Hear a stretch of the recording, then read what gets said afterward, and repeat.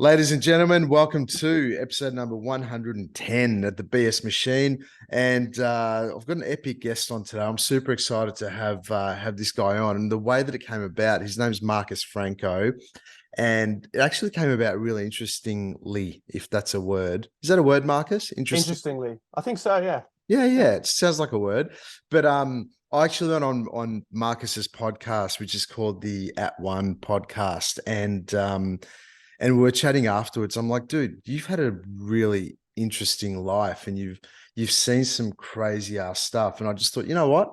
Let's get Marcus on the BS Machine, because one, I definitely relate to him a lot in terms of what he's doing. He's got an online yoga studio as well called the At.One.Studio, which is all online. And I love meeting people that have seen have seen some real pain out there in the world. And Marcus definitely has. He used to be a paramedic in the UK, and he was telling me a few stories. I'm like, man, I'm really interested in this stuff. So I wanted to get you on, man, and have a chat to you so that it's not just me that gets to experience your stories, but the whole world does. So super excited. Ladies and gentlemen, welcome to the mic, Marcus Franco.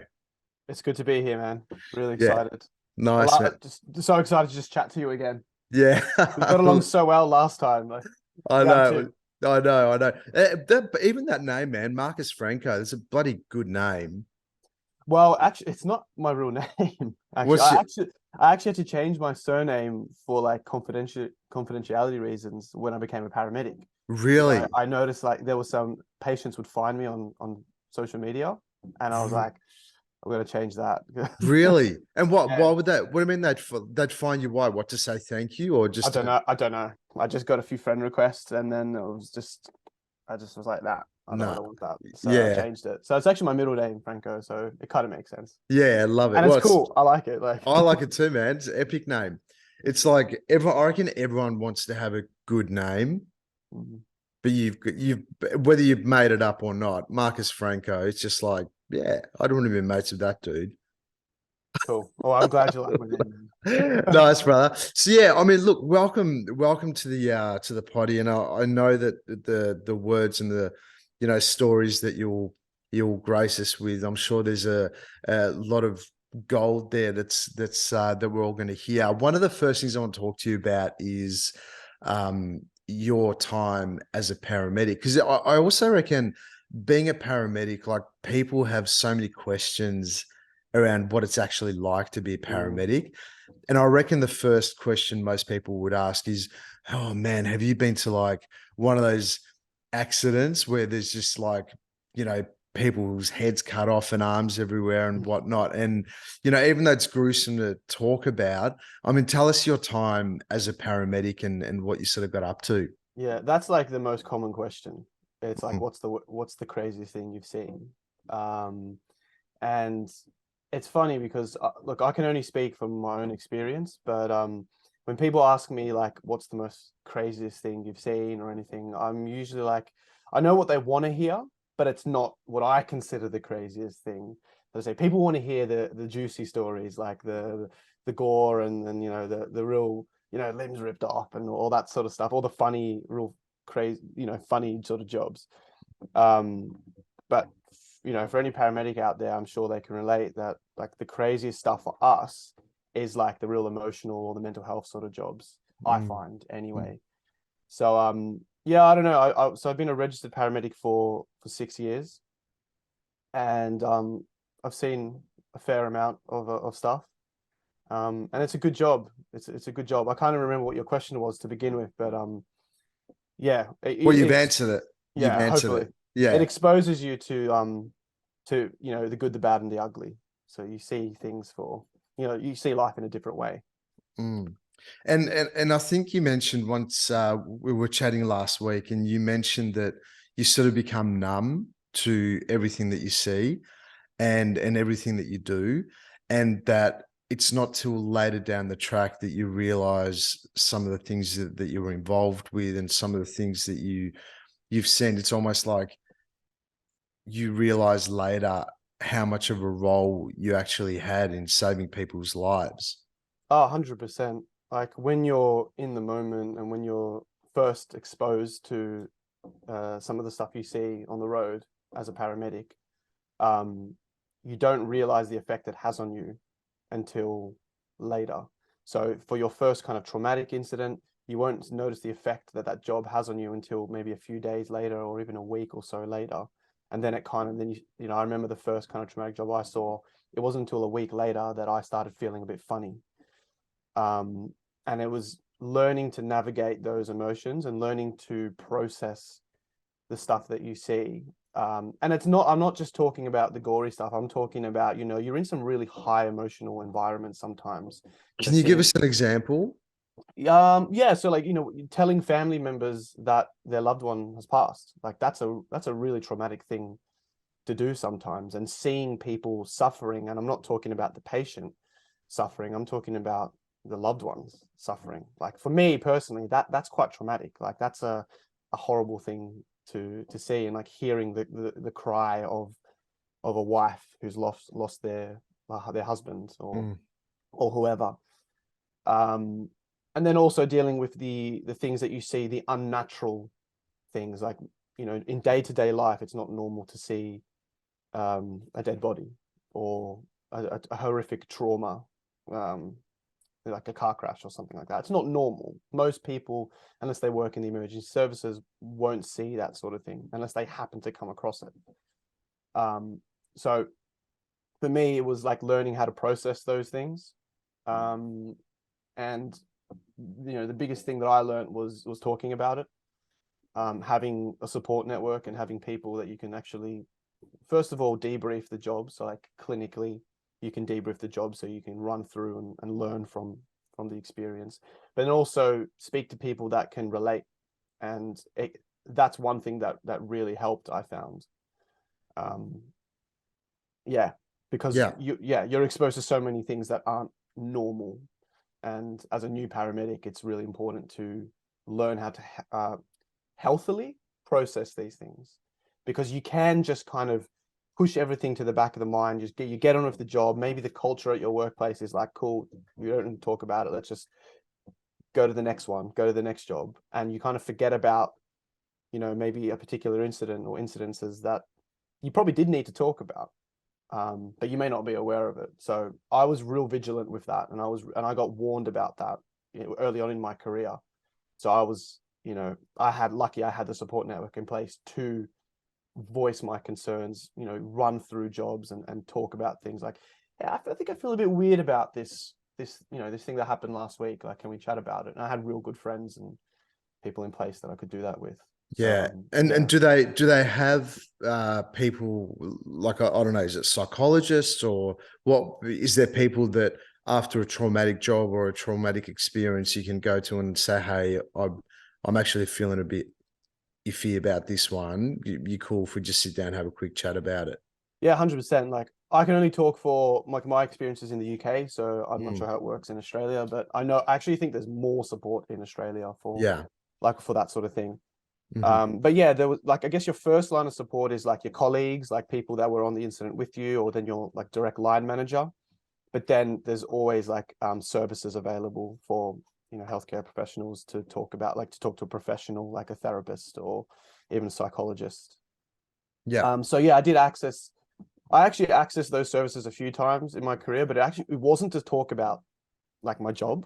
It was because it was just for other mental health, you know, general mental health reasons. Um, and I think that's because I had really good friends and support networks in place. In place, yeah. Yeah. And so what happens, like let's say, you know, you're at the depot and you're sitting there, and a call comes through, and you and your buddy, you're in the paramedic, you know, you're driving along to the job. Is it, do you sort of sit there, look at each other going, fuck man, what are we in for this time? Or what sort of happens on the way there? Is it like, do you mentally get yourself ready, or is it just like, right, let's just rock up, we're here to help, whatever? I mean, what happens? So when you first start the job, everything that comes through on the screen sounds really, really serious. And then you quickly learn to not take what it says on the screen at face value, because you just, once you get there, it could be a whole different story. So you learn to kind of like ease into it. And I never really got nervous going to jobs unless it said that it was a child. Then I shit myself. Yeah. Then you get that kind of the nervous sort of feeling. I was like, oh, what if it actually is serious? Kids are just a different ball game. There were a few times where I knew it was going to be quite a serious job because of just what was coming through on the screen. It was like confirmed, like maybe other services were already on scene. So I knew what I was going into was pretty like, high end, and, was going to be a serious emergency. And like, man, it all comes down to breathing. Like I told you the story on my podcast about, did I tell you that actually, about when I was like stuck in the tunnel? No. Oh, I didn't. Okay, maybe No. I should tell a story. But Yeah. no, it all came down to breathing. Like I learned that through my yoga practice. Like when I am feeling like a little bit overwhelmed, or I start to feel myself get nervous, I just focused on my breathing and tried to take a couple of deep breaths and reminded myself that I can only do what I can do. Like So just do your what was best. what was the situation in the tunnel? Okay. So it's probably worth me explaining like my career just briefly, because I wasn't just a normal paramedic for my whole, for the last 7 years. My first 2 years was just like as a regular paramedic, just responding to all calls. And then after that, I'd spent a year in management. So I was like an operational commander, and like was like a more leadership role. So I would turn up on like scenes and provide like leadership support and like liaise with other emergency services. And I did that for a year. And then for the last 3 years, I was in what was called the hazardous area response team. So we were like a team of 6 paramedics that were trained to go into environments that were like more hazardous or dangerous. So we had special training to go into like tunnels, climb, like go to heights. Like, so we had like rope work stuff, steep ground, fire, water, and also like firearms incidences, like terrorist incidences and stuff. So multi-casualty. Anything that had more than kind of 3 or 4 patients, we were sent. Crazy. So yeah, so a lot of the time we were spent like just chilling around station, training or hanging out, and then we would only get sent to those serious incidences. So part of the interview process to get into that job was like a competency assessment. So they made us climb like to the top of this like 2 or 3 story building just to make sure we weren't scared of heights. They made sure we could swim, and then they put us into some tunnels under the ground to make sure we were okay with like tight spaces and things like that. So part of the assessment was, that's the one I'd fail miserably. yeah, are you claustrophobic? I don't think claustrophobic, but I'm like, as soon as it comes to, like being in those, I get claustrophobic, so I don't get scared of small spaces. But if it's like a small space with no way out, I'm like, all right, I'm done. Get me out of here. You're gonna hate this story then. Tell me, I want to know. So I'm actually the opposite. Like I get scared at heights. So like the first time I had to go to height, my knees were shaking. Like literally, in the cartoons when your knees shake. Yeah, Like yeah, that yeah. happened to me. I was like, what's going on? I was holding on and I was fine, but I was like, my knees are shaking. I'm terrified. But anyway, so what they did was they put you in these tunnels, and the tunnels like were kind of filled with a little bit of water, so it was a bit wet. And they had these obstacles in the tunnels as well, so different shapes. So you had to maneuver your body through this tunnel system. And they gave you a backpack as well, so you had some gear that you had to carry with you as well. They turn off all the lights. So they shut the hatch, all the lights are off. It's pitch black. And I mean like you can't see your hand in front of your face, pitch black. And you got your helmet, you got your gear, you got your pack on, and you have to make your way through this tunnel system.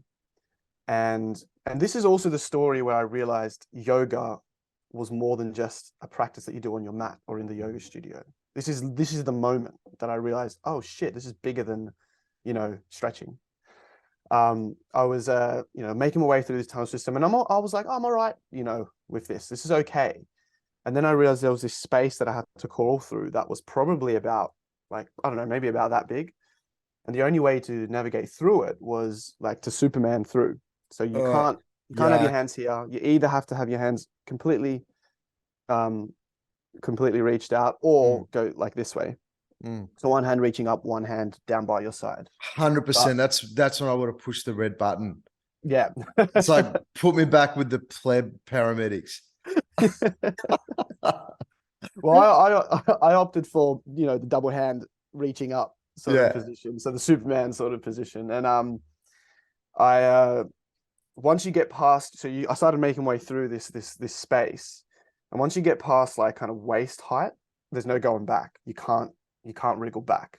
Once your feet are off the ground, like, and you're halfway through, that's it. So I started wriggling through, and I got to this point where I was like, I feel like I'm stuck, because your hands are above your head, the front of your helmet's touching the ground, and the back of your helmet's touching the ceiling. So you can't move your head up and down. You're just looking straight down. It's pitch black as well. And I felt the walls against my ribs as well. So I was like, it was real claustrophobic. Trigger warning, guys. And there was a moment where I was like, I'm going to freak out. Like, oh my God, I'm stuck. I can't move. I mean, I'm in this fucking tunnel. And it was a moment where I was going to freak out. And so what I did was I was like, close my eyes, keeping in mind it was pitch black. There was no point in closing my eyes, but I closed my eyes and I thought, I can still breathe. So I just started, like, I stopped moving. I stopped trying to get through the tunnel and just started to breathe, and started to try to connect to the breath, and realize that I still had control over my breath. I could still take a breath, if I stopped freaking out. So I composed myself through breathing, and then realized I could wiggle my fingertips and wiggle my toes, and I used those to kind of inchworm my way forward. And I eventually kept going. I was like, cool. And I felt the end of this little space, and I grabbed the ledge, and then was able to kind of pull myself through the rest of the way. And I got through. So I didn't realize at the time, but like afterwards I reflected on it, and I thought, that was my yoga practice. That was yoga. That was like breathing through difficult poses, difficult, strong practice, and doing breath work. That I was like, that got me through that situation. Yeah. So obviously the listeners probably don't know you've got a very strong, and you're a yoga teacher as well. I should have mentioned that at the start. Well, that probably worked it out, but yeah, so that's why your yoga practice came into effect, because you have that tool in your back pocket, and it worked for you at that point, which is unbelievable. What did it feel like when you felt the edges of that tunnel? You just I was like, hallelujah. Yeah, literally like, thank fuck, that's over. That's awesome. Yeah, it was crazy. But like after that, I was never scared of claustrophobic spaces again. Yeah. Because as long as I could still breathe, I was like, oh, it's fine. Yeah. Incredible, so. Man. And so one of the other things you were sort of talking about off camera or off audio or whatever is how a lot of the calls that you went out to, you dealt a lot with suicides. And just explain, because I know you were talking about there's two types of suicides. There's one that are what do you call successful suicides, and the ones, or what, talk us through what happens there. Yeah, I'm not sure what the correct terminology is, but sometimes you would say, oh, it was a successful suicide, meaning that they completed the suicide, like they actually did kill themselves. I'm not sure what like the right way to say it is, but yeah, that's how we would kind of talk about it. So there's like a suicide attempt, and this can be quite a sensitive topic for people to listen to. So if this does kind of make you feel a bit odd, then feel free to not listen or skip this part. But yeah, there's like suicide attempts, which is like obviously they didn't die, and then there's like a successful suicide.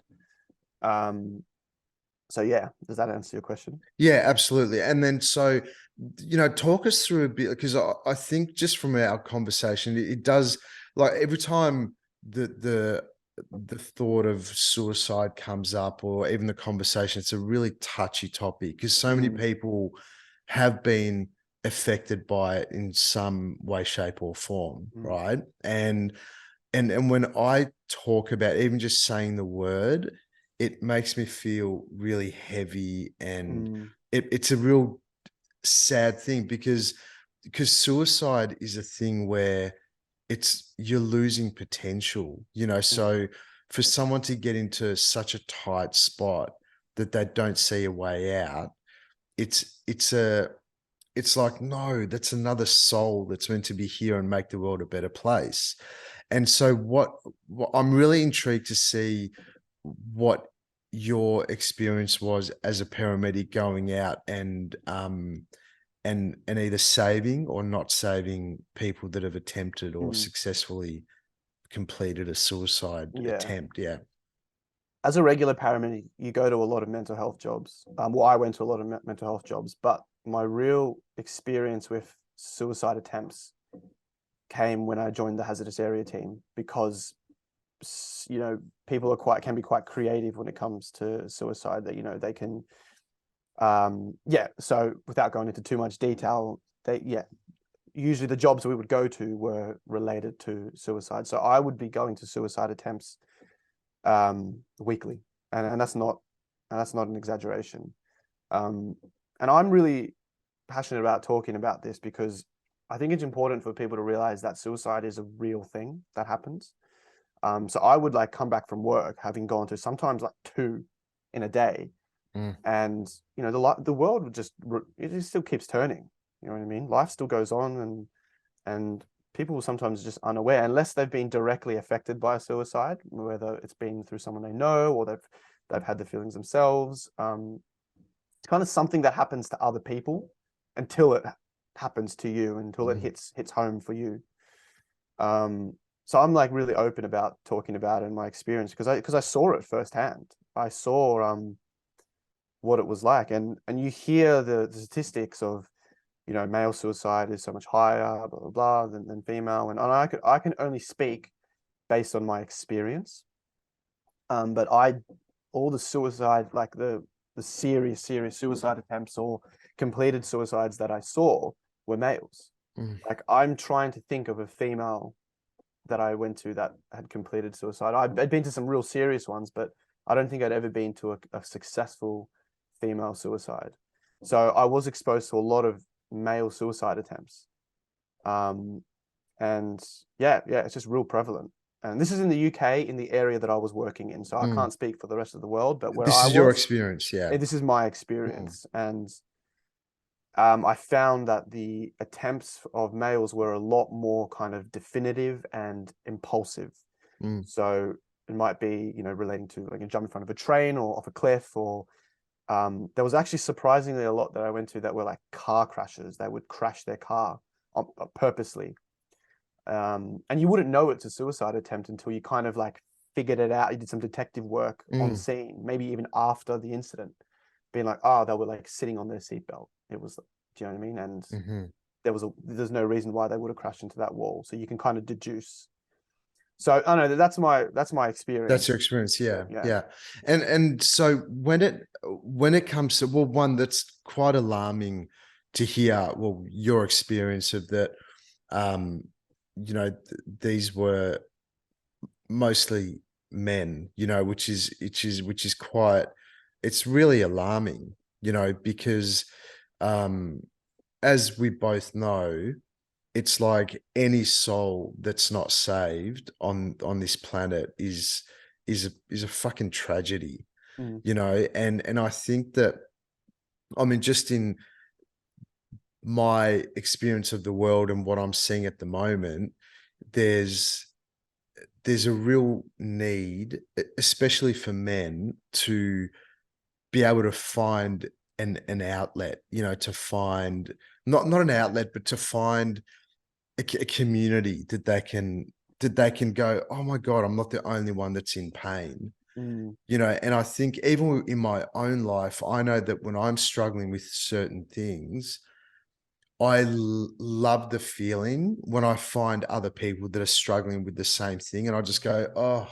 I'm not on my own. And from my experience, there is nothing that anyone can go through that there's not someone else in, most likely their close proximity or their friendship group, that they couldn't find that someone else is going through the same thing.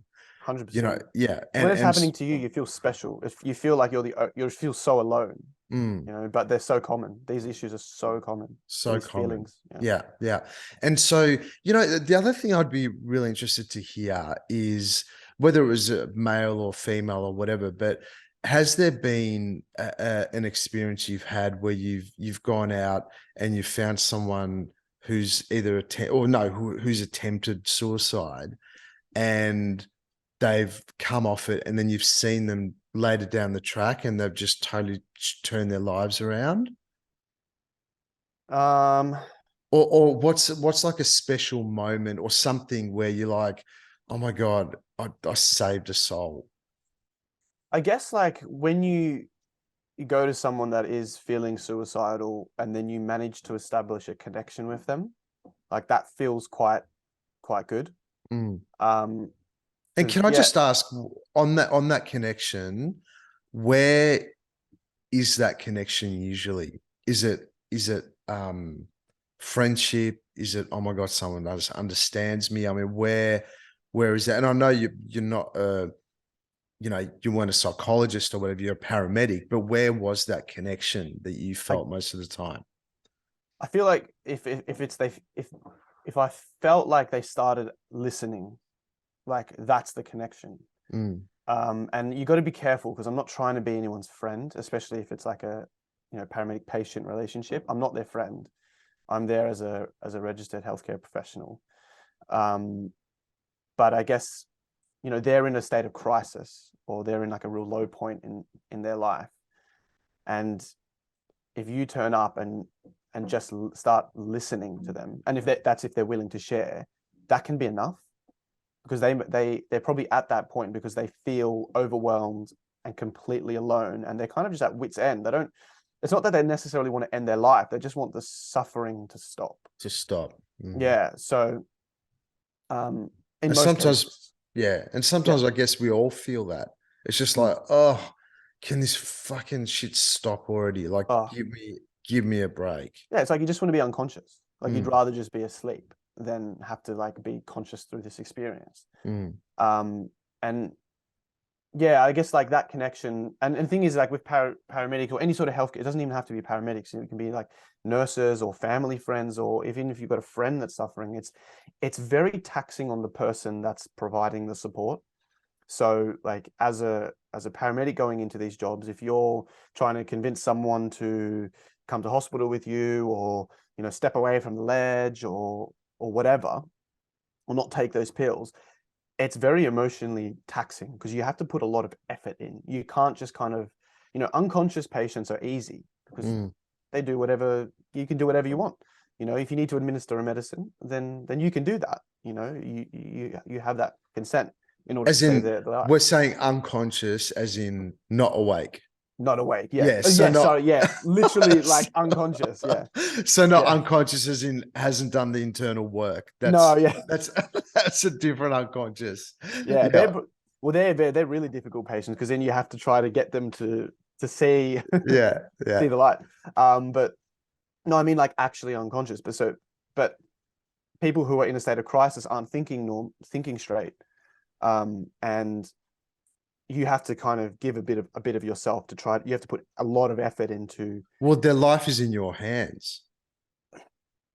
That's a real difficult way to look at it, because if it does go south, that's a big burden. Of You course. can really make yourself suffer if you look Mm. at it that way. Mm. I don't see it that way. I see it as I'm just here in a really unfortunate situation Yeah. to provide the support that I Yeah. can. I'm Yeah. not completely responsible for Yeah. this patient. So I guess that's probably why you would become numb to all this stuff, because You have to. because you Have to. couldn't go to every job Mm. going, it's my responsibility to fix whatever's going on. Yeah, Like you have to emotionally, detach. yeah, I get it. Because And also you go through a day of work and then you go home and you go to coming home to your friends and your partner, maybe you're going to a party or something, and you have to just be yourself again. mm, And if you bring whatever you experienced home with you, um, like it's going to eat you up eventually. So you mm. have to learn to build this wall, or you almost like adopt a I don't know. It's like you become someone else when you put the uniform on. Yeah, To an yeah. extent, like it's difficult because you have to. There's a balance between like being or seeming empathetic and caring, but also not caring too much because that's harmful to you. And I think that's where sometimes a lot of paramedics can get lost because the term we use is jaded, because they go too far to the not caring route. Not caring. Yeah. Or they're burnt out. Yeah. And it's funny, I was just thinking, like, you having a strong yoga practice and being a yoga teacher and all this type of stuff, it'd be like, what is there a part of you that was going to jobs? Like, I mean, I was just thinking about myself. I'd be like, hey man, let's just meditate, or but you sort of, it's like you're trying to impart your wisdom, but that's not your job, So to be like, oh, you probably could give them all this wisdom and whatever, but you're stepping over the boundaries there. I definitely incorporated like meditation and breathwork techniques into my clinical practice, 100%. Like, when I was dealing with people with like panic attacks, or suffering like bad anxiety, like, of course, I like focus on the breathing. And even before I was a yoga teacher, like I would be, oh, you take some deep breaths and stuff. But when after all my training and through my own practice, I realized, I became better at coaching people through that. And that was just through self-practice and knowing that, and going through that moment, through the tunnel, being like, I can breathe and get through a difficult situation. It doesn't always work, but it's a tool you have. Yeah. So I incorporated that into my clinical practice all the time. And just lastly on the paramedic side of things, what was the greatest moment in your career as a paramedic? Is there one where you were just like, fuck, I'm awesome? Oh God, there's so many. I think the coolest, like, I don't know, the job that came to mind was this isn't that like heroic or anything, but I had to provide cover for the Queen, like medical cover for the Queen once she was coming down to our area, and we got a call from like her secret agent people being like, can you bring some heart paramedics down to this location because the Queen's coming and we want them to be like on standby. And like I was just standing there shitting myself because I didn't want anything to happen to her. Like, I did not want to be, imagine if she falls. I didn't want to be the one to, it'd be all over the cameras and oh God. But that was quite cool. I was like, shit, I'm here with the Queen. And you could think what you want of the Queen, but it was still like, it was a pretty cool moment, Totally. Especially coming from Australia. I'm this Aussie guy that's come over to the UK, and here I am standing with like the most loved woman in all of the UK. Generally speaking. Yeah. That's cool. Well, I'm watching The Crown at the moment. I'm like halfway through the last season. It's pretty cool. Like, I've got some massive respect for the late Queen. Yeah. That's cool. And what about one where you just sort of walked away from a job and you felt like you really made a lasting change, or anything, like a one that sticks out where it was like, fuck yeah, like, man, it's like the small. I can't remember a specific one, but it's like the small things, like just. I don't know why. When people ask me about jobs, like I don't have them there, but like but random jobs will come to mind. For some reason, I've got this job that's coming to mind where it was just this new uni student who had gotten drunk and he'd been abandoned by his friends and fell asleep on the high street, and he was dressed up as a cheerleader. He was like this big chubby boy dressed up as a cheerleader, had writing all over him, and it was freezing. And we picked him up because like the police had called us, and I was like, man, what's going on? And he goes, oh, I fell asleep and my friends ditched me. And he was like, oh, I don't want to waste your time. And I was like, dude, we'll drive you home. Let's just take you home. He goes, no, what a waste of an ambulance. I was like, please, I'm not letting you walk home at 4 a.m. dressed like that in the cold. So we took him home, and he was so appreciative. I love it, man. And that just stuff like that like makes you feel good. I guess I felt like a boss after doing that because I was like, this is awesome. Totally. Like, just saving this guy's night, So cool. Okay, so getting onto the yoga part, you've developed this epic online yoga studio. It's called At.One.Studio, and then you've also, so the brand, the on brand is At.One, right? So you've got a podcast, you've got a online yoga studio. And it's so cool because the whole online yoga thing, it's like a tough space to hit, but you guys have nailed it. I mean, you got like students from all over the world, and it's you've done really well with it. So tell me how all that came about. Yeah, so we developed in this town that we were, there wasn't a yoga studio. So we had to kind of create our own yoga community. So this is my partner and I, who's also a yoga and Pilates teacher. So we were just turning any space that we could into a yoga space. So we were teaching yoga in the back of like clothing stores and in cafes and stuff. And we built up over like 2 or 3 years this beautiful yoga community. And through that, I'd met like people who are my best friends even till today. And we loved it. So when we decided to move back to Australia or try moving back to Australia, we thought, oh, this is such a shame. Like these people love our classes and we're sad to leave them and we don't want to kind of leave them with nothing. So why don't we start an online platform? And that's when we got the idea for At.One.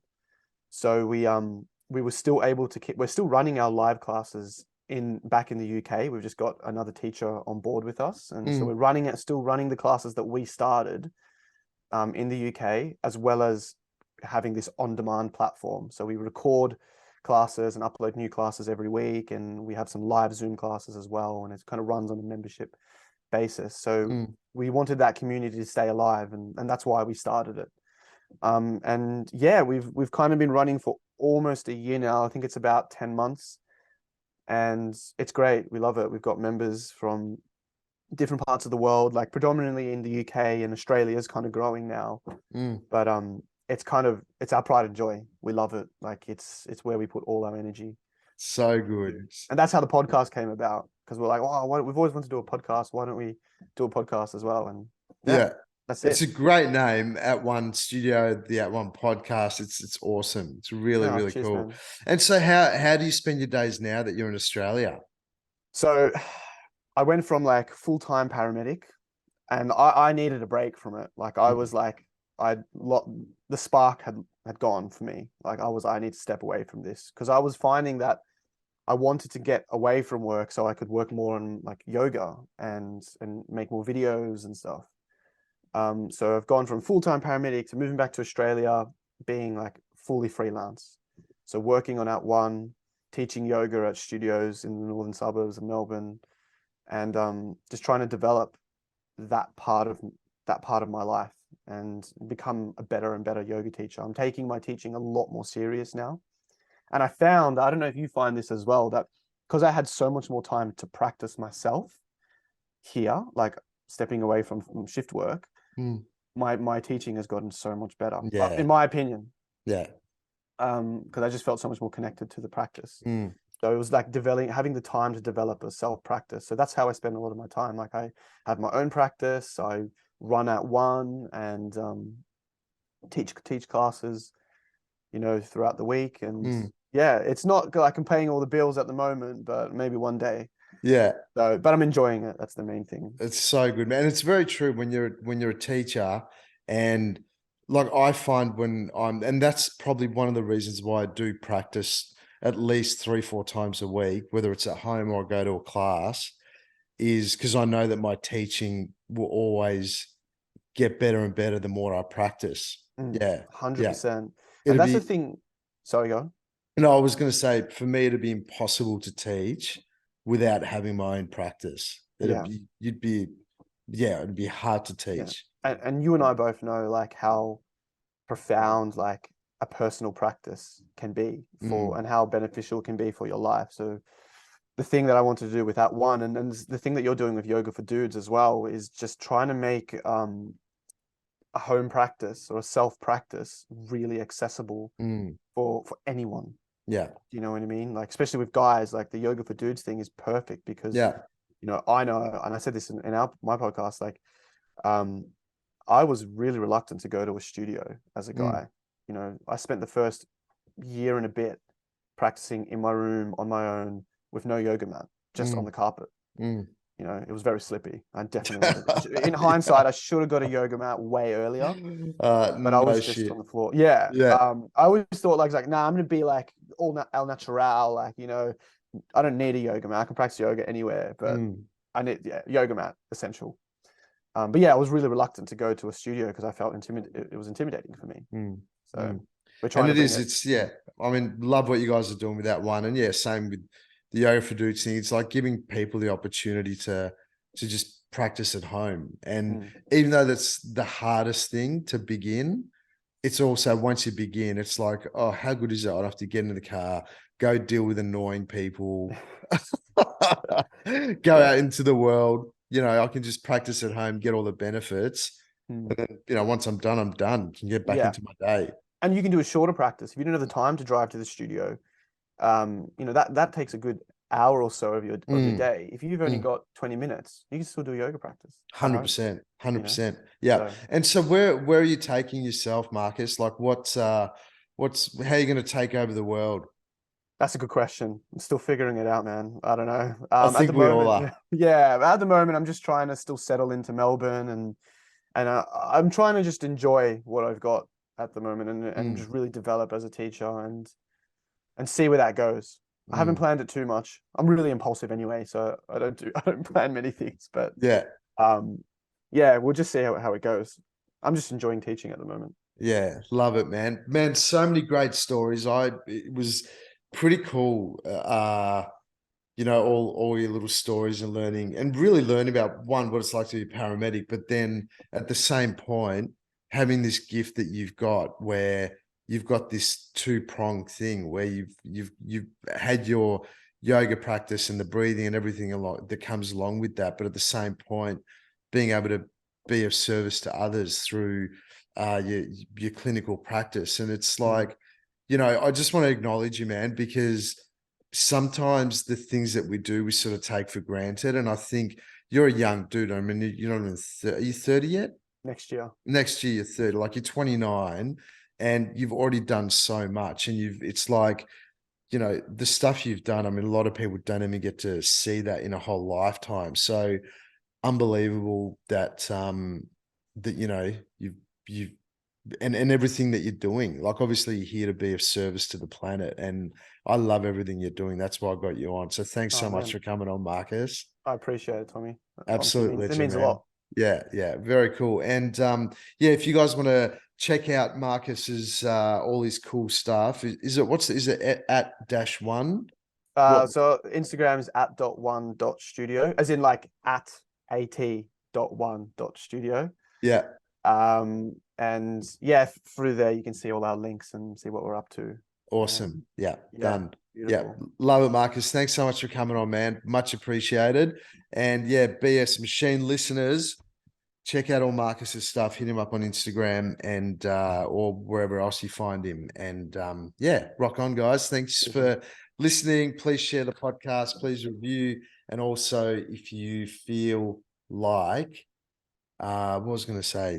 If you feel, oh yeah, if you're watching us on YouTube, you'll see how good looking Marcus is.